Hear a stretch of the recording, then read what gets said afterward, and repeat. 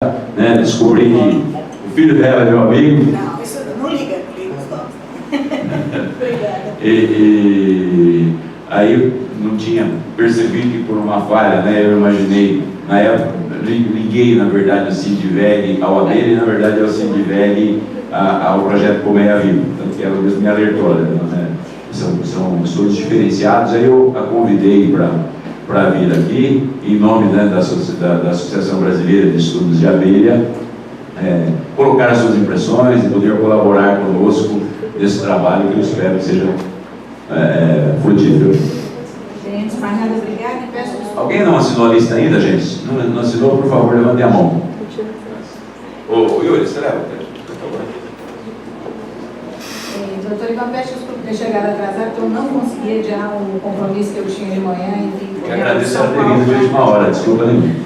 Eu, na verdade, assim, a Associação Abelha, se você se o SINDAG é novo, nós somos bebês. Nós temos 4 anos de existência, 3 anos e meio, todas as nossas informações estão públicas, a gente não esconde absolutamente nada no site abelha.org.br. Quem são nossos associados, como a gente funciona, quais são as informações que a gente divulga. Nós não falamos em nome de agricultores, nem em nome das empresas, nem em nome dos pesquisadores. Nós somos uma associação independente que foi criada cuja missão é reunir, gerar e divulgar informações com base científica sobre os polinizadores. Então a gente tem feito essa divulgação. Todos os pesquisadores que nos auxiliam são voluntários. Então, está bem claro que ninguém recebe absolutamente nada e contribui conosco de uma forma voluntária e de uma forma extremamente séria. Então, nós fazemos uma grande divulgação, a gente faz divulgação científica. Confesso ao senhor que tem 4 anos que eu entrei nessa área, que eu não conhecia absolutamente nada de polinizadores, e a primeira coisa que me assustou foi a desinformação. O número de informação não clara e não objetiva espalhadas pelos sites. Então, o que a gente fez inicialmente? A gente organizou 2 bases de informação para coleta de dados. Uma base de informação, que é o Sistema de Abelhas Neotropicais, na qual é possível fazer busca pelo nome popular ou pelo nome científico, e aí com base em todas as bases públicas se faz uma coleta de dados, inclusive com fotos, cujo pesquisador Cristiano Menezes colocou à disposição a fototeca dele, já em torno de 4.000 fotos. Depois disso, a gente fez uma outra, a professora Astrid, da USP, tinha uma outra base de dados que trabalha com interação abelha-plantas. Por quê? Porque muitas vezes a recuperação de áreas seria muito importante que fosse feita com árvores nativas de interesse, amigáveis aos polinizadores. Então, também nessa base da pública, tem 41.000 informações, está um pouco hard, vamos assim dizer, porque é tudo por nome científico, mas a gente tem procurado traduzir esses dados, fazendo várias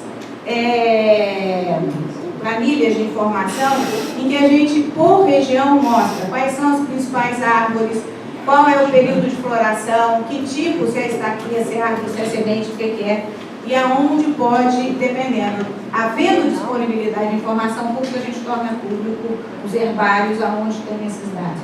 Porque até essa informação, até esse tipo de trabalho, muitas vezes está centralizado ou numa associação específica, ou no herbário, ou na cabeça de um pesquisador.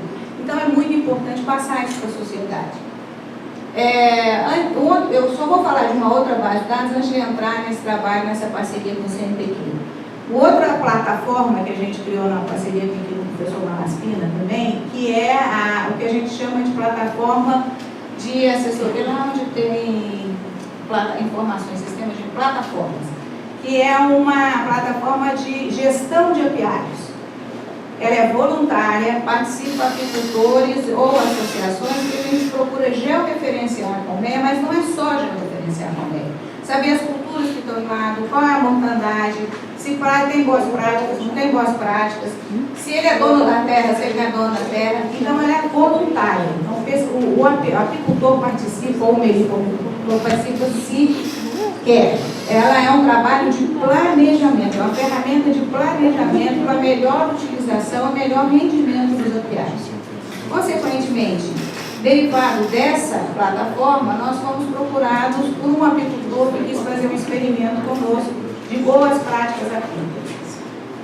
O simples exercício de boas práticas apícolas, ele dobrou a produção, alimentando na hora certa, multiplicando a rainha, sem criar muita tecnologia, nada de pochip, nada de conab, mas simplesmente fazendo boas práticas. A literatura dá.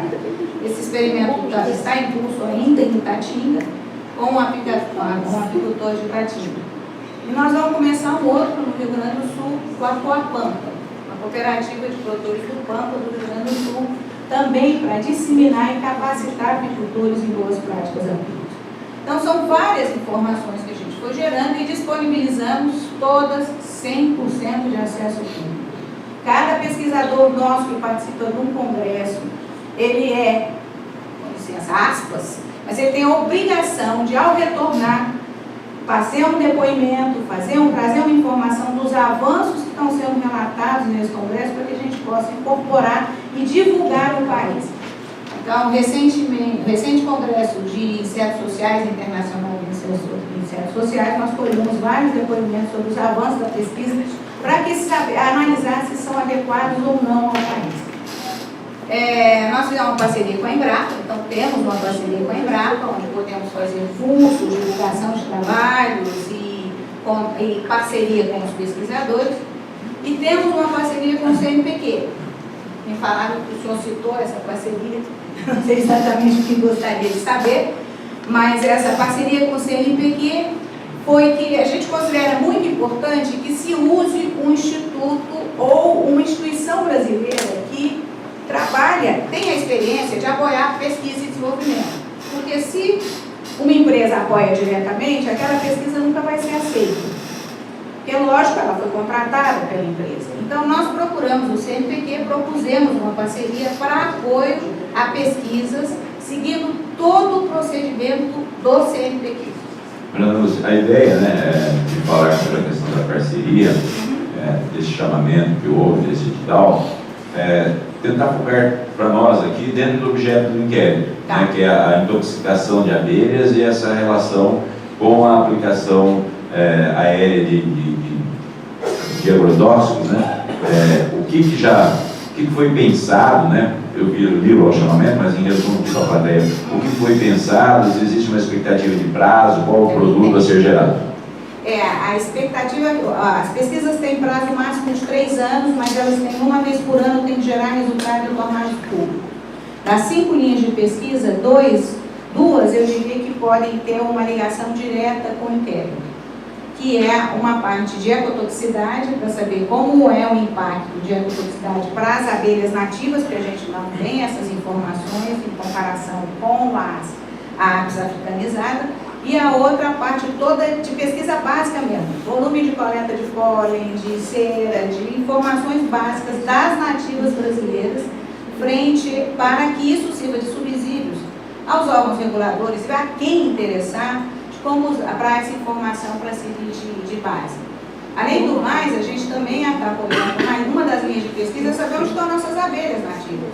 Ainda em princípio a gente fala em 1.800, mas todo mundo fala em cerca de 3.000, sociais, semissociais, etc. 1.800 espécies já descritas, 1.854. 2.000, ó, o Beto está confirmando ali, espécies nativas descritas, entre sociais, semissociais e solitárias. E fala-se que tem uma expectativa de que são em cerca de 3.000 espécies nativas do Brasil, brasileiras, assim, no nosso território. E a gente não conhece, nem abre, a gente falta informação de base científica. Então, com base nesse processo que uma das linhas é monitoramento dessas pesquisas. O que a senhora pode nos falar dentro das pesquisas que já foram feitas, né? Do grau de segurança, da relação que existe entre a aplicação, né, pela metodologia de aplicação aérea de agrotóxico e mortandade de abelhas? Quais as evidências, o que já está comprovado ou não, o que é indício? Eu teria que fazer uma busca para resultado de pesquisa, mas acho que o senhor já recebeu. Sem compromisso, mas assim, em linhas gerais. Eu acho que o senhor já tem todos esses dados científicos que estão públicos e que as pessoas tornam, que os pesquisadores tornam públicos, até uma forma deles serem avaliados. E, de certa forma, tem padrões e normas para fazer essas aplicações, como foi colocado pelo SINAI, que tem normas e estão sendo discutidas para melhor aplicar, seja ela seu terreno. O que a gente observa, então, é a necessidade de melhorar boas práticas apícolas e melhorar as boas práticas agrícolas também. Muitas vezes o agricultor não sabe se tem apicultor na região onde está sendo aplicado. Obrigado. Algo mais? Estou à disposição para continuar colaborando e informando o que vocês precisam. Com certeza, a gente agradece muito a sua vinda, a adaptação da sua agenda e a adequação da sua agenda para poder vir. É uma honra para a gente recebê-la. Tem alguém da Embrapa? Eu acabei fazendo esse convite em cima da hora, até um dos técnicos da Embrapa justificou que não poderia comparecer, mas se colocou à disposição para colaborar na Embrapa Jaguariúna. Da Secretaria de Meio Ambiente eu sei que tem, né? Poderia começar, por favor. Na sequência eu vou abrir para os representantes de usina que quiserem se manifestar e para todos os demais, né? A nossa ideia, quando é uma reunião pública, é que todos coloquem as suas impressões, as suas críticas e especialmente as suas sugestões. Então, fala-se a usina e depois se fala quem tiver interesse em se manifestar, ok? Então, obrigada novamente pelo convite, nessa oportunidade de estar contribuindo na construção desse processo, que eu acho que é um processo realmente fundamental, né? De convivência, a gente está aqui no estado de São Paulo, que tem o setor do agronegócio como um dos carro-chefes, né? Um dos estados aí mais industrializados, mas tem um peso muito grande no setor do agronegócio e também a gente tem a nossa biodiversidade, né? Então, eu vou falar um pouquinho da questão da nossa biodiversidade no que diz respeito às abelhas. Grande parte desses casos de mortalidade de abelhas que têm sido registrados são da Apis mellifera, que é uma abelha africanizada e uma abelha exótica. A gente não tem muita informação sobre as abelhas nativas, né? Então, assim, do que diz respeito a nós na Secretaria do Meio Ambiente, nosso objeto lá é sobre a fauna silvestre e sobre a biodiversidade, né? No caso, as abelhas, como são animais aí que estão no contexto de exploração animal, já não seria da nossa competência, embora tenha um impacto ambiental aí associado. Mas pensando nas abelhas nativas e pensando que existem aí dois ambientes de vida para elas, né? Nos meliponários, a gente tem cerca de 1.500 meliponicultores no estado de São Paulo, né? O Celso Barbieri defendeu recentemente um centro da meliponicultura no estado de São Paulo. Ele está me passando agora umas informações, é mais ou menos essa estimativa que ele tem. Né? Eles estão distribuídos aí pelo estado de São Paulo do modo geral, criando essas abelhas meliponárias, tanto em cidades como em áreas agrícolas. Né?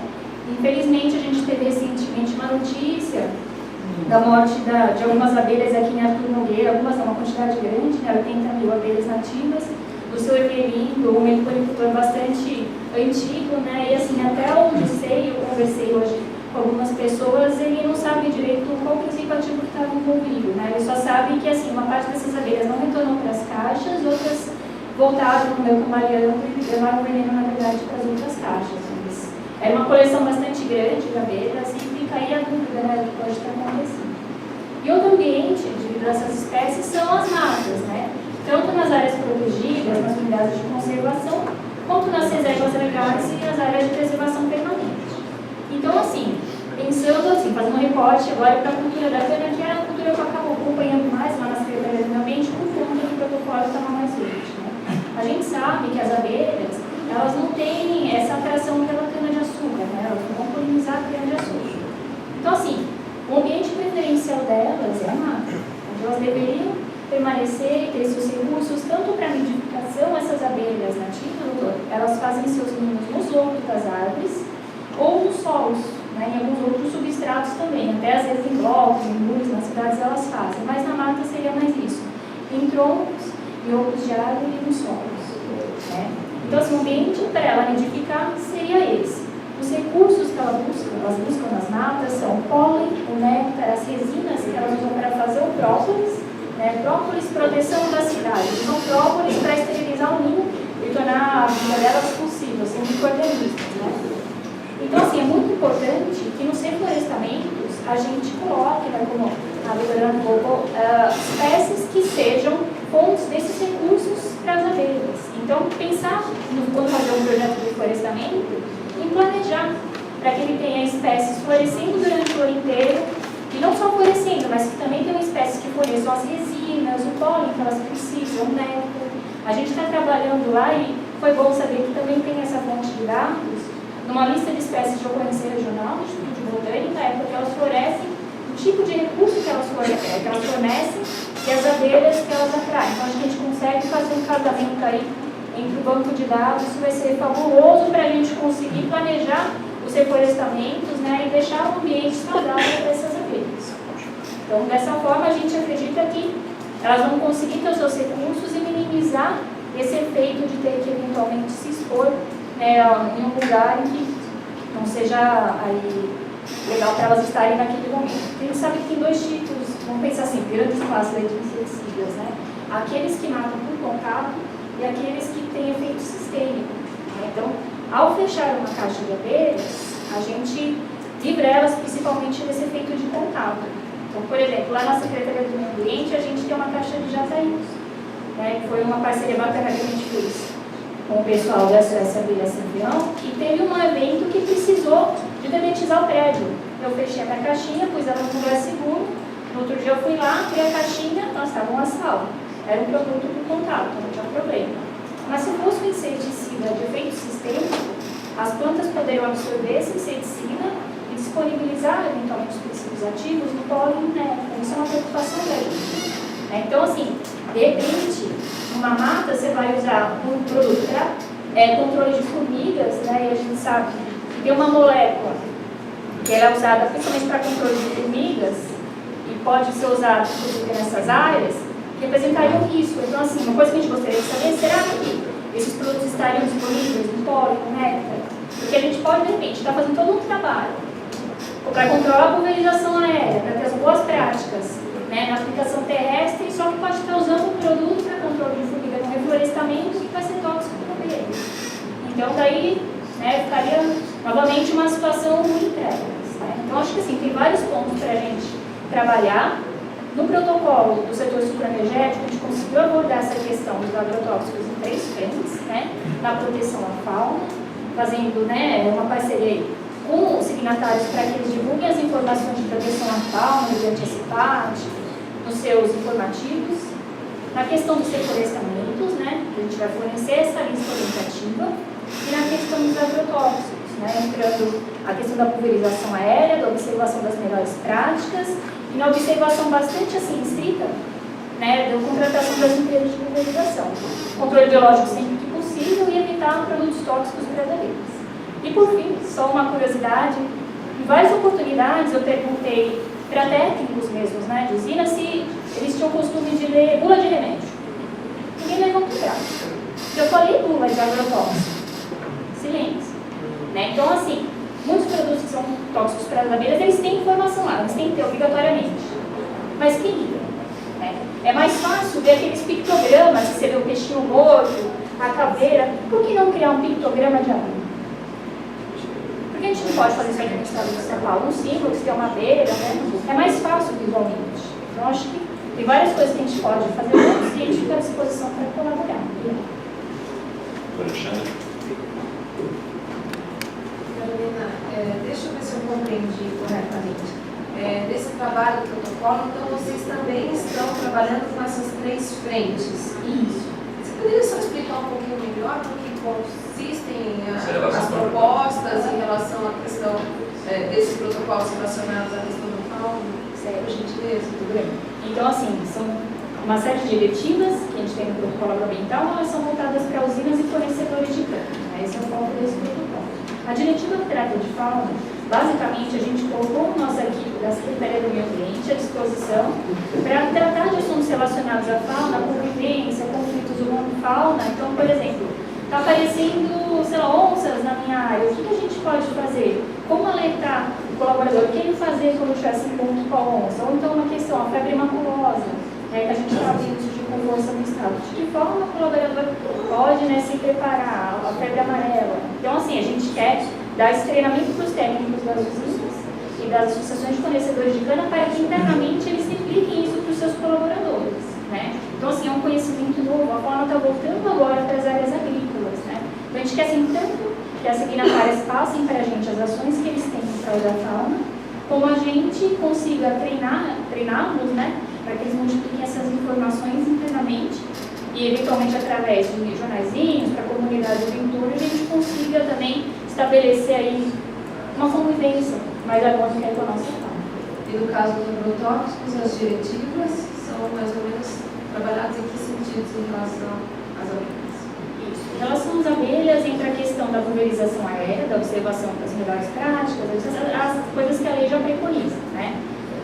Da contratação criteriosa e da colocação de uma cláusula, pois a Renata pode me ajudar nessa questão legal, né, nos contratos essa contratação de serviços, né, que coloca a questão da responsabilidade civil dessas empresas, né, porque a gente sabe que tanto no caso a usina pode ser penalizada, no caso da usina, como a empresa que fez a pulverização aérea num evento em que haja multa e tudo mais. Então, ela coloca claro nesse contrato que existe essa relação que as duas devem responder, no caso num evento, né, que talvez um sinistro nesse sentido. A outra questão que entra relacionada às abelhas seria de evitar produtos tóxicos para as abelhas e adotar o controle biológico sempre que possível, né? E de um modo assim, geral, seria basicamente isso. A gente também quer fazer nossos treinamentos, a gente previu esse protocolo eventos regionais, que a gente disponibiliza em nossas equipes, a gente também assinou esse protocolo com a Secretaria da Agricultura e a gente ajude, né, a divulgar, na verdade, o que seriam essas melhores práticas. Então, o que sair, por exemplo, daqui desse protocolo, que a gente consiga estabelecer parcerias aí com os colegas, vai ser sempre bem-vindo. A gente tem esse canal no protocolo para fazer essa divulgação e, assim, o grande ganho desse canal, do nosso protocolo, foi estabelecer esse diálogo com o setor produtivo. Acho que é o nosso maior ganho. E que fase vocês estão nesse protocolo? Isso, a gente recebeu as cartas de adesão a esse novo protocolo, né? A gente teve um protocolo anterior, que foi o que terminou com a queimada cana, né, no estado de São Paulo, que ele vigorou de 2007 até o ano passado, as associações de fornecedores de cana até março desse ano. E essa nova fase do protocolo, que agora chama etanol mais verde, com um foco bastante forte em restauração, esse protocolo, ele recebeu as cartas de adesão, né, são 134 signatárias, 120 usinas e 14 associações de fornecedores de cana, e a gente está para receber os planos de ação. Entre outubro e novembro devem chegar os planos de ação, já que vão dizer para a gente como elas vão cumprir com aquelas diretivas. Então, está numa fase, assim, de implantação. Os primeiros resultados devem estar disponíveis no ano que vem. E o protocolo com prazo mais ou menos de? São 5 anos, prorrogáveis por mais 5. Obrigado, Helena. Bom, a Mônica havia pedido a palavra, né, professora da Mônica, por favor. E aí faculto também as usinas, que são as, né, as mais diretamente envolvidas, e os demais colaboradores que aqui estão, aí, fiquem à vontade aí para se inscreverem. Meu nome é Renata Camargo, eu sou assessora jurídica de sustentabilidade da Única. Como eu falei na apresentação, a gente representa aqui aproximadamente 127 usinas do estado de São Paulo. Daqui da região de Piracicaba, do PCJ, praticamente todas as usinas estão dentro da Única, se não dentro da Única, dentro dos dois sindicatos, que é o Sindicato do Açúcar e o Sindicato do Álcool, pelos quais eu também falo. E eu queria, na verdade, complementar um pouquinho a fala da Carolina, porque o protocolo, tanto o etanol verde quanto o etanol mais verde, ele realmente se transformou num modelo de comunicação, um modelo de implantação de ações de sustentabilidade no setor supraenergético. Eu fiz questão de pegar aqui a redação da diretiva. Acho que se vocês puderem entrar no site da Secretaria do Meio Ambiente também, para vocês terem a referência do protocolo, ele já foi normatizado, a gente tem uma resolução da Secretaria do Meio Ambiente conjunta com a Secretaria da Agricultura, número 3 de 2008. Essa resolução traz aí todas as diretivas e o que cada signatário se comprometeu a fazer. Como a Carol bem colocou, o etanol mais verde ele é a segunda fase do etanol verde. O etanol verde foi um grande protocolo assinado em 2007, que foi o responsável pela antecipação da eliminação dos prazos da queima. A queima como prática agrícola, né? Vocês sabem que hoje a gente tem 97% de toda a área de cultivo do estado de São Paulo colhida sem queima, mesmo com a lei estadual permitindo a queima até 2021. Isso significa que o setor se antecipou à legislação para poder atender o anseio da sociedade. O protocolo atingiu a sua meta, então todas as signatárias do protocolo em 2017 atingiram a eliminação completa da queima, e a gente começou a pensar qual seria um novo passo. Pensando aí no momento de código florestal, restauração de APP, restauração de reserva legal, a gente pensou por que não fazer um protocolo etanol mais verde, que a gente passe agora a se preocupar com as áreas de APP, pensando aí na convivência e na manutenção de outras atividades também. E aí a gente aprimorou a diretiva dos agrotóxicos. A diretiva do agrotóxico já existia no protocolo etanol verde, prevendo ali naquele momento, 2007, tríplice lavagem, uso de acordo com a legislação, e a gente, indo em encontro com as discussões, até com o próprio deputado Padre Afonso, a gente achou que seria um bom momento de puxar um pouco mais a discussão para a pulverização aérea. E desde 2016, né, que foi o momento que a gente formalizou melhor o texto do protocolo, a gente conseguiu equalizar em uma redação e geralmente o jurídico é o portador de más notícias, então pela primeira vez acho que eu estou sendo portadora de boas notícias, porque na verdade a proposta aqui dessa reunião era de elaboração de um protocolo. Então a boa notícia que eu trago para vocês é que esse protocolo já existe. É um protocolo que já está assinado e conta aí com 120 usinas signatárias. E daqui da região, todas são signatárias, todas que têm licença de operação, e a grande maioria estão dentro desse protocolo.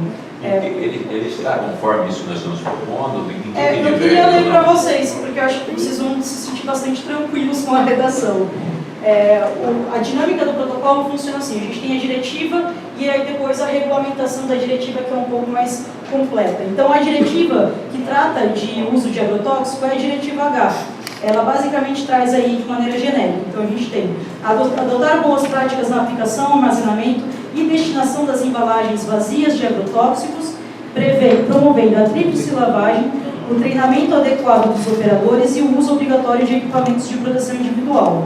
Contratar empresas prestadoras de serviço que atendam à legislação em vigor referente à pulverização aérea de agrotóxicos, contemplando as boas práticas para sua aplicação. Essa é a redação, pode descer mais, é a diretiva H. Pode descer, pode descer, pode descer. É que você está no protocolo e não na regulamentação. Não, você tem que entrar na resolução SMA, SAA, número 3, essa mesmo. Pode descer. Pode descer. Isso, tem aí? Você não tem um anexo. Não tem o anexo, que é o principal, mas é o que eu vou ler aqui para vocês. Então, indo já na regulamentação da diretiva, com relação à pulverização aérea, a gente tem aqui o seguinte compromisso. Os signatários se comprometem a realizar a pulverização aérea de agrotóxicos nos termos da legislação vigente, respeitando as orientações técnicas do MAPA e do IBAMA. E aí cita as instruções normativas. A aplicação aérea de agrotóxicos deverá respeitar a distância mínima de 500 metros de povoações, cidades, vilas, bairros e mananciais de captação de água para abastecimento da população, 250 metros de mananciais de água, moradias isoladas e agrupamentos de animais. Deverá ser evitada a aplicação de caudas através de gotas finas, mais propensas à deriva. Com relação à contratação de empresas de aviação agrícola, os signatários se comprometem a contratar empresas de aviação aeroagrícola que sejam regulares junto aos órgãos competentes, devendo o contrato de prestação de serviços prever, número 1, a apresentação dos documentos que comprovem a regularidade da empresa prestadora de serviços, tirando aí aquela questão dos clandestinos, né, já resolvendo a questão dos clandestinos. Número 2, o mapeamento das áreas que apresentam restrições de aplicação nos termos da instrução normativa do MAPA número 2 de 2008. Número 3, que a empresa contratada, acho que aqui é a parte mais interessante, que a empresa contratada tenha sistema de navegação, controle eletrônico e registro que possibilitem o monitoramento e o registro das aplicações com informações técnicas, produto aplicado, volume de cauda, altura de voo e condições meteorológicas.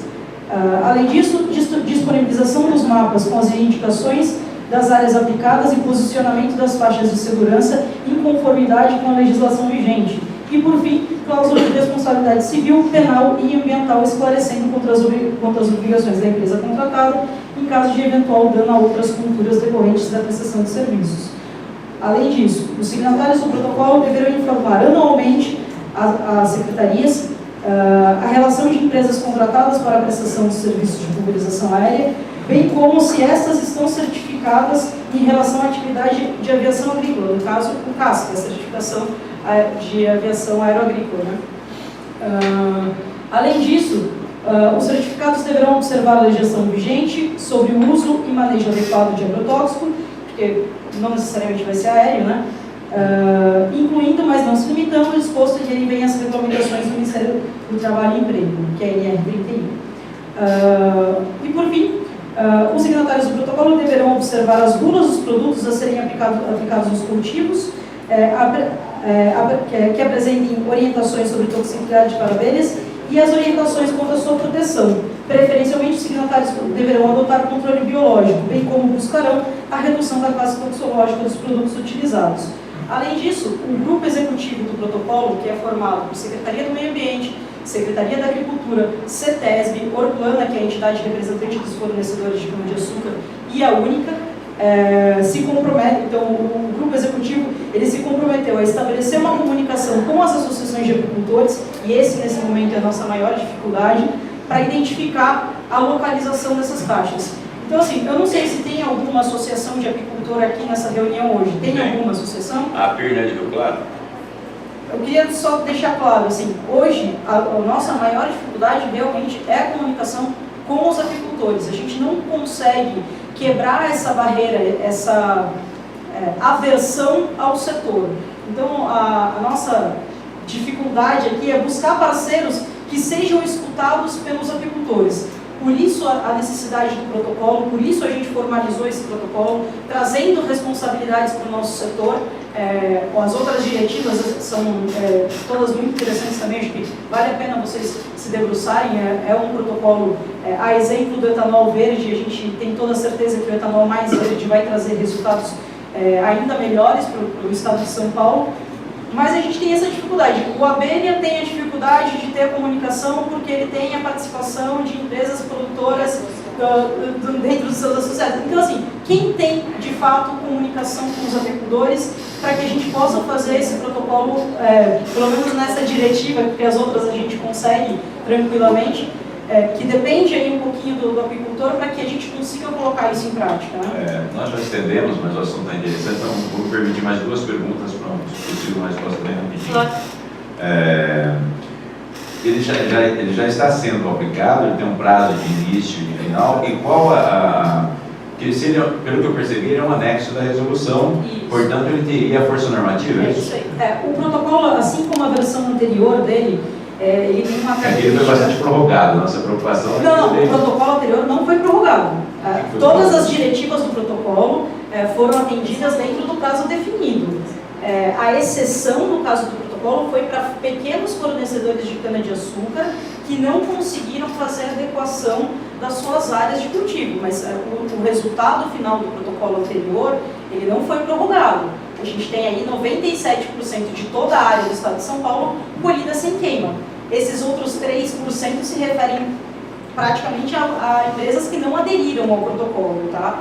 Então, acho que falar que houve uma prorrogação do protocolo anterior é um equívoco. E esse atual já está... Esse atual, ele já, como a Carol falou, ele já está publicado, as usinas e fornecedores interessados em aderir já aderiram, a gente tem, acho que, mais de 90% de toda a área do estado de São Paulo hoje contemplada por esse novo protocolo. A gente não... o que acontece? Muitas usinas entraram em recuperação judicial. A maior parte das usinas que entram em recuperação judicial, elas não aderem ao protocolo. Hoje em São Paulo a gente tem aproximadamente de fato operando umas 150 usinas. De acordo com a Secretaria, 120 aderiram ao protocolo. Então é um número extremamente significativo. Aqui para a região do PCJ, a exceção da usina São José, que eu acho que não tem licença de operação ainda, todas as outras são signatárias do protocolo. Então, assim, acho que a efetividade do protocolo Etanol Mais Verde, ela não deve nem ser questionada, porque os resultados do protocolo que o antecedeu foram muito significativos, foram muito efetivos.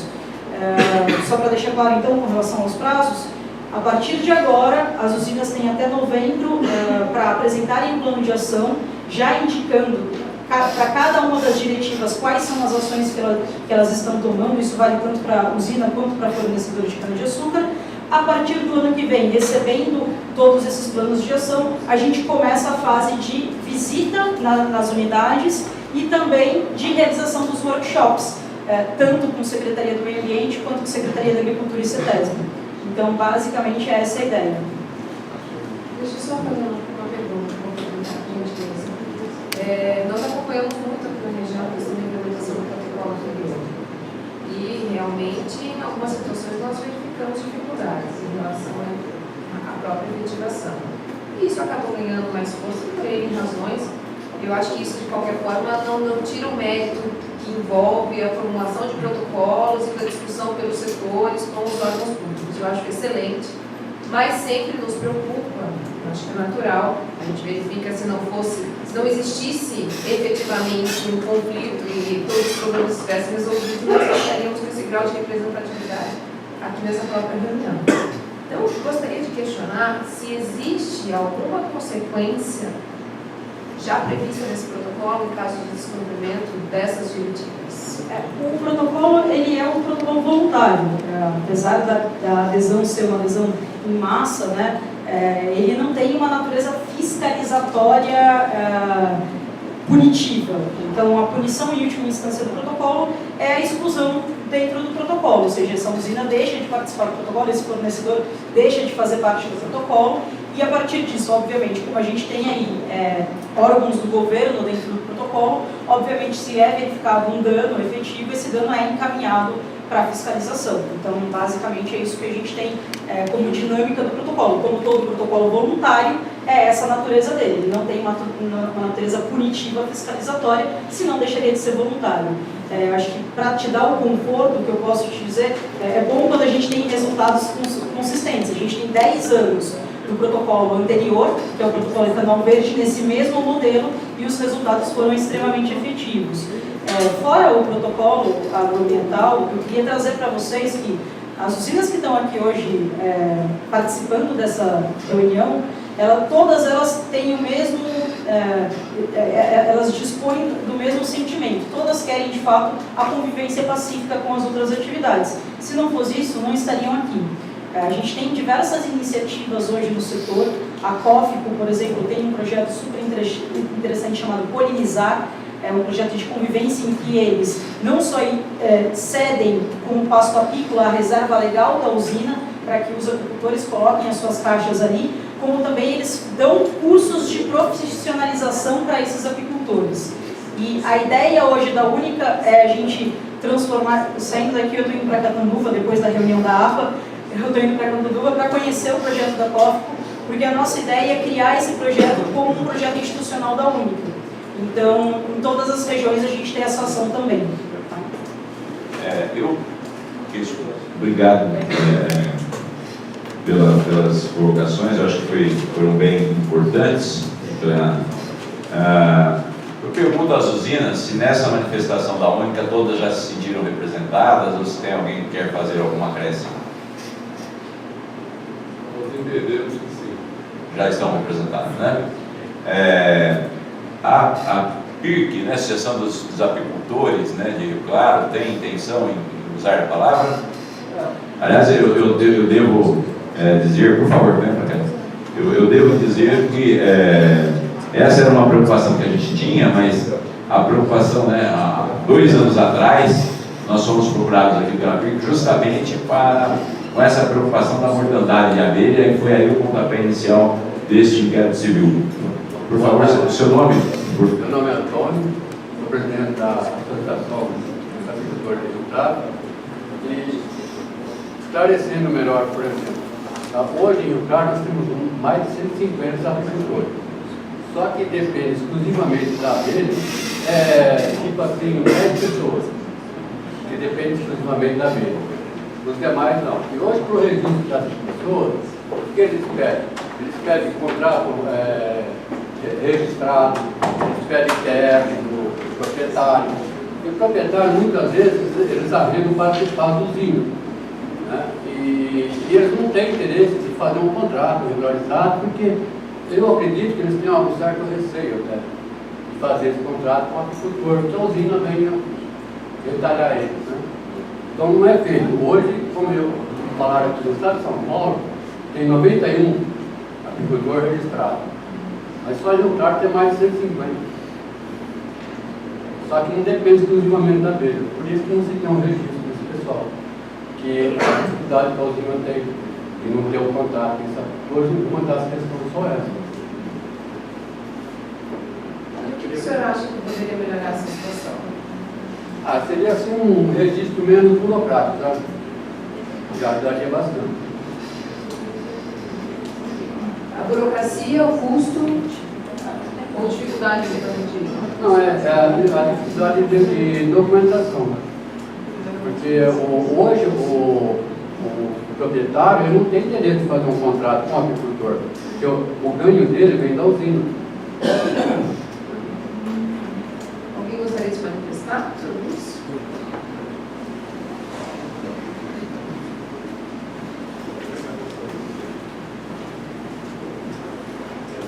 Obrigada. Com relação ao cadastro de produtores, ele não tem custo, tá? As informações que são pedidas são informações que são pedidas para qualquer produtor rural. Questão de documento de área, no caso específico de agricultores, se ele não tem a documentação, ele apresenta uma declaração para dizer aonde está a caixa. O que pode estar sendo confundido é que, por ser a gente trata como um rebanho dentro da coordenadoria, a movimentação das caixas necessitaria uma GTA, uma guia de trânsito do animal, para comprovar. Mas isso também pode ser trabalhado, né, a nível de coordenadoria para isentar o custo dessa GTA. O que garante, o que essa GTA representa para a gente? A gente saber para onde está sendo movimentado. Então, é o controle que a gente usa. Exemplo de rebanhos bovinos, de equinos, por isso. Mas o custo do cadastro é zero e ele pode ser feito pelo próprio produtor sem a necessidade de ir até uma unidade nossa. Ele pode fazer pela internet. Basta ele se registrar no GEDAV e fazer o caminhamento que qualquer produtor rural faz no estado, para qualquer cadastro nosso. A gente tem a intenção de facilitar, a gente sabe que a maioria dos agricultores tem um nível de instrução não muito adequado, então sim, a gente pode melhorar o entendimento para realizar o cadastro. Mas o motivo principal que a gente verificou, ele tem verificado da baixa adesão a esse cadastro, é o fato deles não quererem se cadastrar com órgão de fiscalização. Esse é o principal. Pode não ser especificamente o caso de Rio Claro, mas em outras regiões é essa questão, até porque o cadastramento faz a gente ter a visibilidade do setor. Em determinadas situações, por exemplo, venda de mel, a gente termina tendo que atuar na inspeção desse mel, porque aí isso é uma outra problemática. Então, e por conta, aí, no caso da inspeção, ele tem que atender uma série de exigências específicas para a produção de mel, que não necessariamente ele vai ter condição de atender, de obter. Mas aí já entra na questão de atendimento à segurança da saúde pública. Né? Então, não teria relação com o agrotóxico especificamente. Tá? Mas assim, o cadastro ele é gratuito, não tem custo nenhum. Tá? E exige que seja proprietário, pode ser possuidor? Pode ser posseiro, pode ser o possuidor, ele tem que só comprovar, ele tem que informar onde está a caixa. Que é onde a gente, tanto que o cadastro dentro do sistema ele é uma área diferenciada. E a CAT pode dar apoio nesse tipo de situação? Ela pode orientar, porque ela pode até fazer, a gente pode criar um perfil de acesso para os funcionários da CAT, mas aí depende da secretaria, tá? Mas a gente não vê essa necessidade, porque o próprio produtor pode fazer isso. Mas é como a inscrição no SICAR, no CAT, se não fosse a atuação da CAT, né, das casas de agricultura... Não, ele pode ser feito na casa de agricultura. Obviamente a gente não conseguiria ter esse nível de adesão que tem sido alcançado. Sim. Então vocês acham que seria possível, talvez, a gente pensar numa estratégia como aumentar esse cadastramento na região, desenvolver da parte da CDA não teria nenhum impedimento. Aí teria que ver com a CAT. Mas eu acredito que com eles também não teria nenhum impedimento. Vocês são exames? Mas é que seu coordenador é diferente. Agora, até antes de dar sequência nas falas voluntárias, Eu vou pedir para o Marco Antônio, né, que foi responsável pela elaboração do sistema informatizado lá no Mato Grosso do Sul, tá? Que eu estava me dizendo ali agora que, na verdade, esse projeto já está pronto, já está disponível, então já foi desenvolvido. Ele vai nos explicar, então, como é que funcionaria, né, esse monitoramento aí da aplicação aérea de agrotóxico e o sistema como um todo que foi implantado naquele acordo. Você consegue em 5 minutos? Já estamos com o horário meio avançado já. Eu estava até olhando no celular no horário, eu sei que o senhor tem um horário marcado às 5 horas. Em linhas gerais, em 2017 nós já trabalhamos desde 2014 com monitoramento de aplicação aérea, mas sempre preocupados com a qualidade da aplicação aérea. Ou seja, é um serviço totalmente voltado para, por exemplo, aqui para as usinas e não para o meio ambiente. Em 2017 nós criamos uma plataforma ambiental que visa conciliar a instrução normativa número 2 e as boas práticas agrícolas. Então, normalmente, essas boas práticas a gente vai encontrar elas bem explicadas pelo CAS, pelo SINDAG, eles explicam bem no site. Então, é uma plataforma online que seria um grande banco de dados do nosso cliente. Então, nós vamos cadastrar todas as zonas de proteção. Você tem um endereço, de repente já pode colocar aqui na tela. Você lembra? Eu só vou ter o endereço do site, mas não da plataforma. Como a plataforma é direcionada por cliente, eu preciso ter um login e uma senha para entrar. Mas a plataforma online explicando como ela funciona. Ele é um grande banco de dados em que a gente vai cadastrar todas as zonas de proteção que a lei impõe, que estão lá na instrução normativa número 2 do mapa. Nós podemos cadastrar outras zonas de proteção que não estão previstas. Então, por exemplo, as distâncias de vizinhos. Se você tem um vizinho que tem uma cultura ali diferente, que o produto pode prejudicar, esse cadastro pode ser feito ali, os apiários, etc., tudo pode ser cadastrado. Então, a gente atende a parte ambiental ali. Na parte de aplicação aérea, aí nós fazemos todo o monitoramento e cadastramento de todas as aplicações aéreas ocorridas para aquele determinado cliente. Nós também conseguimos cadastrar, vinculado a cada aplicação individual, todos os documentos respectivos daquela aplicação. Então, relatório agronômico, relatório operacional, etc. Além disso, pela plataforma online, a gente também monitora as condições climáticas. Então, que já entra as boas práticas. Então, a gente busca não só monitorar a parte das zonas de proteção, mas as condições climáticas, para saber se elas estão ou não favoráveis àquela aplicação. Então, toda aplicação ela é vinculada a uma estação climática, pode ser própria do meu cliente, ou ela pode ser pública, com relação ao Instituto de Meteorologia. Ele fornece para mim o FTP e eu fico cadastrando ali as aplicações para a gente ter um tiratema. Além do relatório operacional que o próprio técnico agrícola já coloca manualmente as condições climáticas, a gente também vincula a aplicação numa estação climática para a gente ter a contraprova. Então, tudo que eu observei que foi falado aqui hoje, com relação ao que a Única fez, ao que o SINDAG emprega também com relação às boas práticas, a gente consegue efetivar. E é o que nós propusemos, é tudo possível. É tudo possível. Então, hoje a gente pode fazer esse trabalho regional ou por cliente. Ou pode ser, inclusive, nacional, se quiser para todo mundo. Mas ele pode ser regional, às vezes só para restringir o número de informação, mas ele pode ser feito direcionado para uma usina específica. Então, a gente consegue efetivar a lei e efetivar a teoria das boas práticas. Por que nós consideramos esse trabalho muito bom? Porque ele é um banco de dados gigantesco. Com base nesse banco de dados, a gente consegue entender quando um acidente acontece. Então, foram as boas práticas que não foram respeitadas, foram as distâncias, qual é a relação e consequência de todas as aplicações que a gente tem monitorado e por que aquele acidente aconteceu, acidente ambiental.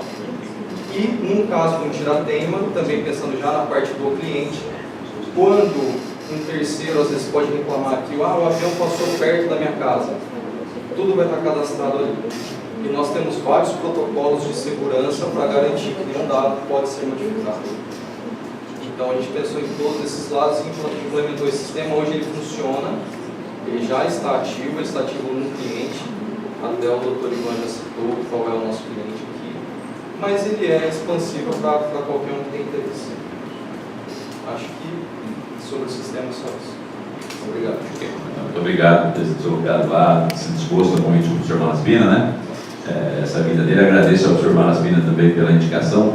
Comentei com o professor Malaspina do acordo, o que ele conhecia do acordo, e ele me disse numa reunião prévia que nós tivemos, o professor Roberto estava junto, olha, conheço o técnico que desenvolveu o sistema. Eu falei, por favor, convide-o para a gente comprovar que nós não estamos propondo nada que não seja possível de ser realizado, né? Eu só, antes de dar continuidade, e lembrando que a gente já está meio que caminhando para o final, se eu tiver certo, doutora Renata, o que eu estou propondo aqui, o que nós estamos propondo aqui, na verdade é um complemento do protocolo, porque o protocolo ele tem, né, algumas ações em nível voluntário, né? Ele está falando na tecnologia hoje existente, na disciplina legal hoje existente, e nós estamos indo um pouco além, nós estamos propondo coisas que estão sendo até discutidas já no mapa, discutidas no Ministério do Meio Ambiente, nessa resolução do CONAMA, né? Para implantar esse DGPS já com essa última geração, com esse controle todo. Então, eu fico feliz porque acho que não vai haver oposição, mas nós estamos propondo e já tem um caminho percorrido e que a gente pode muito bem se utilizar dele, mas eu acho que a gente vai até um pouco além essa proposta que nós estamos encaminhando. Estou correto? Tem o microfone, acho que ela quer falar alguma coisa. Só queria deixar bem claro que, por parte da UNICA, nosso entendimento é que o setor já firmou um protocolo com boas práticas para a utilização da atividade de pulverização aérea na cultura da cana-de-açúcar. Então, no nosso entendimento, nosso posicionamento é que o protocolo hoje, atrelado com as iniciativas que o setor está desenvolvendo de convivência com os apicultores, já é suficiente para atender o anseio da sociedade de não ter casos de mortandade de abelhas. Então, assim, da nossa parte, eu falo aqui em nome da UNICA, é que o nosso entendimento é que hoje um instrumento legal assinado e celebrado entre o setor e o governo do estado de São Paulo já é suficiente como mecanismo. Eventualmente, a regulamentação aí de uma lei estadual regulamentando a atividade de pulverização aérea, isso obviamente vai ser incorporado no texto do protocolo, ele tem aí a possibilidade de ser revisado, mas certamente posso afirmar aqui que nós não temos intenção de celebrar um novo protocolo, pois entendemos que o setor já tem um protocolo formalizado com o estado de São Paulo. Tá? Só queria deixar claro isso. Tá, professor Malaspina, acho que tinha pedido a palavra aqui. Eu queria só responder a doutora, a dúvida. Só responder com relação à questão do... Eu fui um dos autores da ideia de fazer todo o georreferenciamento de todos os apiários do estado de São Paulo. Junto com o pessoal da abelha, a gente fez essa ideia. Mas hoje, eu acho que a gente deve ampliar um pouco mais. Essa questão, claro que essa questão do apiário, do apicultor, tem uma questão social muito grande, por questões de sobrevivência. Mas, além disso, nós temos a questão da biodiversidade. Então, eu acho que a referência não deveria ser só o apiário. A referência é a área de proteção. Tá certo? Então, aquela questão dos 250 metros tem que ser da área de proteção. Então, a gente pode, claro, não estou excluindo nada dos agricultores. Acho que eles têm todo o direito, estou defendendo que você deveria saber. Mas a referência deve ser a área de proteção. Tá certo? Porque na área de proteção estão as outras abelhas, que a gente não consegue contar. No apiário a gente conta as colônias que morreram do apicultor, mas as outras a gente não consegue contar. E tem as borboletas, tem outros seres vivos que estão ali que devem ser protegidos. Então a nossa referência tem que ser a área de proteção. Por isso que no trabalho na plataforma do Marco Antônio, nós estamos trabalhando com a área de proteção. Certo? Isso é extremamente importante. É a área de proteção que a gente tem que proteger. Eu peço para aqueles que, primeiro uma oportunidade para aqueles que ainda não se manifestaram, eu já passo na sequência, e até em razão da avançada hora, se for possível, concluir em 2, 3 minutos, nós temos aí mais 15 minutos no máximo de 20 minutos. A doutora Alexandra está pedindo licença, ela já vai se afastar por conta de... Ela vai representar o Ministério Público nessa audiência pública, e assim que terminarmos aqui também irei para lá. E aqueles que são aqui da região, acho que é uma boa oportunidade, porque como eu mencionei, né, esta reunião, havia uma única proposta de criação de uma única área de proteção ambiental, que era a Barreiro Rio Tampã. E de repente o governo do estado seccionou em duas propostas, uma APA Bairro Rico, uma APA Tanquã. Qual é a questão? Essa APA Tanquã é um santuário aí, é um mini Pantanal paulista onde serve de refúgio às aves. Tá? Essa cisão de proposta, ao que tudo indica, prevê a possibilidade de não aprovação do Tanquã e de reativação da hidrovia Tietê-Paraná, que era um projeto que já se tentou pela terceira vez, que não saiu, que causaria inundação aí numa lâmina d'água, com possibilidade de contaminação, com probabilidade de contaminação da água subterrânea, porque tamponaria um monte de poço cacimbas e comunicaria com o aquífero Guarani, que aflora nessa região. Além do risco de enchente de Piracicaba, de atingir aves e palmas. Então é uma região bem importante e aqueles que são da região, que têm interesse, já ficam convidados também a emendarem, se puder, obviamente, nesta audiência pública que acontecerá a partir das 17 horas em Piracicaba, tá? Mas retornando ao nosso tema, então aqueles que ainda não se manifestaram e querem se manifestar, levanta a mão para a gente ter um controle de quantas pessoas. Os que não se manifestaram ainda. Um, mais alguém? Dois. Então, mais duas pessoas, por favor, venham à frente, se identifiquem. Antônio Cássio Lopes, da cidade de Cambuí e Floresta. Eu acredito que o mais importante de tudo que eu ouvi, o problema não é o veneno, o problema não são as usinas, o problema não são os aviões, o problema é o ser humano. Aonde que está a atribuição de responsabilidade de um indivíduo que, de maneira frívola, lida com o veneno? E fica por isso mesmo? Então, não. Esse protocolo tem que blindar o aspecto de atribuição de responsabilidade, para que o indivíduo que vai lidar com esse material, ele saiba que se ele fizer bobagem, ele vai responder diante da lei, porque senão fica tudo por isso mesmo. A gente fica conversando sobre as abstrações, sobre as intenções, sobre os protocolos, e aí morrem milhões de abelhas, afeta as áreas de preservação ambiental e fica tudo por isso mesmo. Então, eu acredito que o mais importante nesse caso é atribuir, instrumentalizar o MT para que possa agir com firmeza e que realmente crie-se uma cultura de responsabilidade para aqueles que utilizam os agressivos agrícolas. Boa tarde. Obrigado.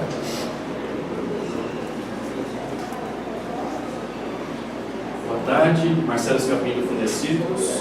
O professor Malaspina comentou no início das discussões aqui a respeito do projeto com o Fundecitrus, né, analisando a coexistência entre apicultura e silvicultura.